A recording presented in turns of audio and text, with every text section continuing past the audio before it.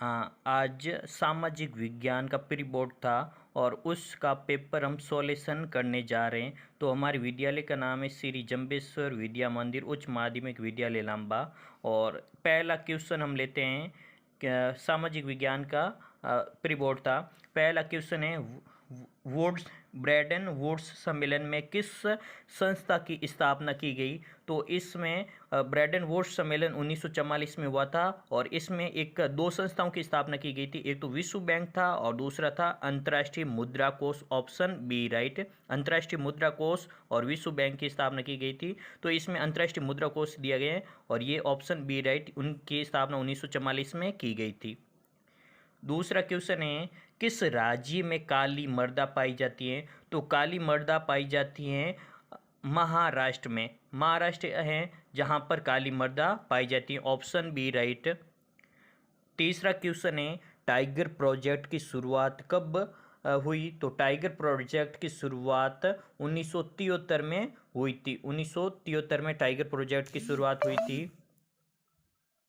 श्रीलंका स्वतंत्र राष्ट्र कब बना। तो श्रीलंका स्वतंत्र राष्ट्र बना था 1948 में। कौन सी सूची सत्ता की साझेदारी की सूची नहीं है। तो सत्ता की साझेदारी की सूची में 3 सूचियां शामिल है, संघ सूची, राज्य सूची, समवर्ती सूची। इसमें सह सूची शामिल नहीं है, तो इसमें ऑप्शन द राइट होगा, सह सूची। औद्योगिक क्षेत्र कहा जाता है। तो औद्योगिक क्षेत्र, द्वितीय क्षेत्र को औद्योगिक क्षेत्र कहा जाता है। Option B right. 7वां क्वेश्चन है आर्थिक मंदी विश्व में कब शुरू हुई। तो आर्थिक मंदी विश्व में 1929 में शुरू हुई थी। ऑप्शन ब राइट। बोलिविया के जल युद्ध में भाग नहीं लिया था। तो इसमें फेडिको ने भाग लिया था, कोचबंबा के छात्रों ने भाग लिया था, सोशलिस्ट पार्टी ने लिया था, लेकिन इसमें माओवादी ने भाग नहीं लिया था। ऑप्शन द राइट, क्योंकि माओवादी नेपाल के थे। 7वां क्वेश्चन है लो अयस्क किस प्रकार का संसाधन है। तो लो अयस्क अनवीकरणीय संसाधन है। Option D right. Mahatma Gandhi की नमक यात्रा कहाँ से शुरू हुई। तो महात्मा गांधी की नमक यात्रा साबरमती आश्रम से शुरू हुई थी। ऑप्शन ब राइट। इनमें से कौन सी एक खरीफ की फसल है। तो खरीफ की फसल जो वर्षा ऋतु में बोई जाती है उनको खरीफ की फसल कहा जाते हैं और इसमें चावल शामिल है। Option A right. और बाकी गेहूं, चना, जौ ये हैं रबी की फसलें। मुद्रण की सबसे प्राचीन तकनीकी कहाँ विकसित हुई। तो मुद्रण की सबसे प्राचीन तकनीकी चीन, जापान, कोरिया उपरोक्त सभी स्थान पर हुई थी। तो ऑप्शन द राइट। 13वां क्वेश्चन है मानव विकास रिपोर्ट यूएनडीपी जारी करता है। मक्का के आयात पर लगी प्रतिबंध को कॉरन लॉ कहा जाता है। और जापान के 15वां क्वेश्चन, जापान की सबसे पुरानी पुस्तक डायमंड सूत्र थी। 16वां क्वेश्चन हमारे देश में आधे से अधिक श्रमिक कृषि क्षेत्र या प्राथमिक क्षेत्र में कार्यरत हैं और सत्ता की साझेदारी दरअसल लोकतंत्र की आत्मा कहलाती है। और इसमें 17वां में रिक्त स्थान है, वहाँ पर साझेदारी आएगा। विश्व की प्रथम वृद्ध उत्पादित कार टी मॉडल फोर्ड थी। 18वां क्वेश्चन में टी मॉडल फोर्ड है। अब आते हैं 19वां क्वेश्चन। और जिस किसी ने हमारे चैनल को सब्सक्राइब नहीं किया है तो वो हमारे चैनल को सब्सक्राइब कर ले, GKRS रावर। इससे क्या होता है कि जो हमारा वीडियो आता है वो तुरंत आप तक पहुंच जाता है। 19वां क्वेश्चन है नारीवाद आंदोलन क्या है। तो नारीवाद का मतलब होता है महिलाओं द्वारा अपने अधिकारों और समान अवसरों के लिए किया गया आंदोलन नारीवाद कहलाता है। अब आता है 20वां क्वेश्चन उदारीवाद किसे कहते हैं। तो उदारीवाद का मतलब होता है सरकार द्वारा अवरोधों और प्रतिबंधों को हटाने की प्रक्रिया उदारीवाद कहलाता है। 21वां क्वेश्चन है राष्ट्रीय आय से क्या तात्पर्य है। तो राष्ट्रीय आय का मतलब होता है समस्त साधन भुगतानों के योग को ही राष्ट्रीय आय कहा जाता है। समस्त साधन भुगतानों के योग को ही राष्ट्रीय आय कहा जाता है। और इसको हम शॉर्टकट में देखते हैं कि भाई जो हम जितना भी रुपए कमाते हैं उसको राष्ट्रीय आय में जोड़ा जाता है और उनको ही राष्ट्रीय आय कहा जाता है। और 22वां क्वेश्चन है HDI का पूरा नाम क्या है? तो HDI का पूरा नाम ह्यूमन डेवलपमेंट इंडेक्स है और इसको मानव विकास सूचकांक कहा जाता है। मानव विकास सूचकांक कहा जाता है। मानव विकास सूचकांक कहा जाता है।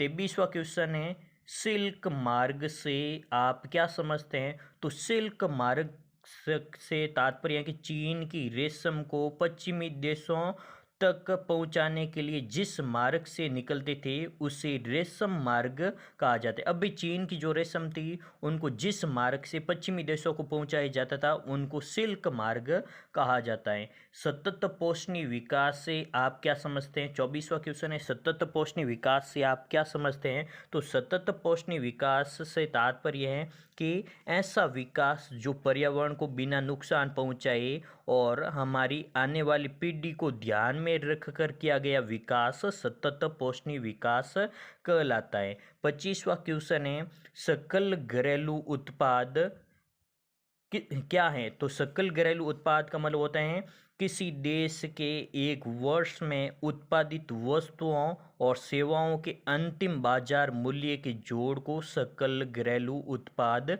कहा जाता है। एक बार वापस, किसी देश के एक वर्ष में उत्पादित वस्तुओं और सेवाओं के अंतिम बाजार मूल्य के जोड़ को सकल घरेलू उत्पाद कहते हैं।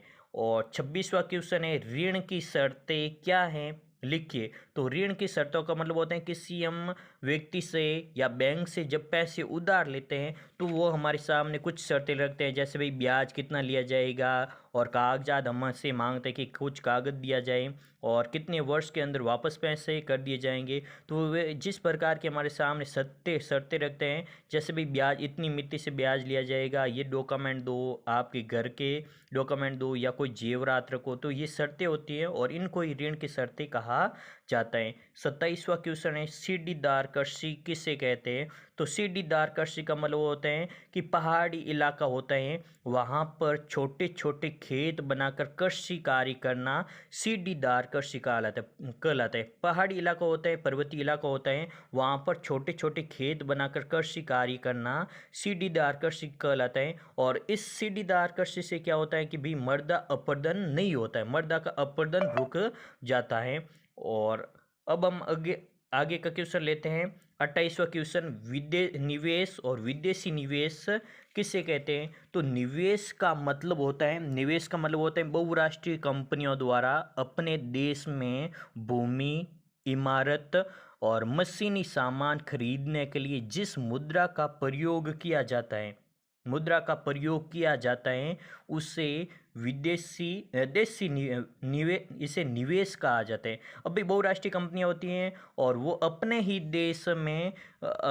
देश में भूमि, इमारत, मशीनी सामान खरीदने के लिए जिस मुद्रा का प्रयोग करते हैं उसे निवेश कहा जाता है। और विदेशी निवेश का मतलब होता है बहुराष्ट्रीय कंपनियां जब दूसरे देश में भूमि, इमारत और मशीनी सामान खरीदने के लिए जिस मुद्रा का प्रयोग करते हैं उससे विदेशी निवेश कहा जाता है। इटली और जर्मनी का एकीकरण कब हुआ? 29वां क्वेश्चन है।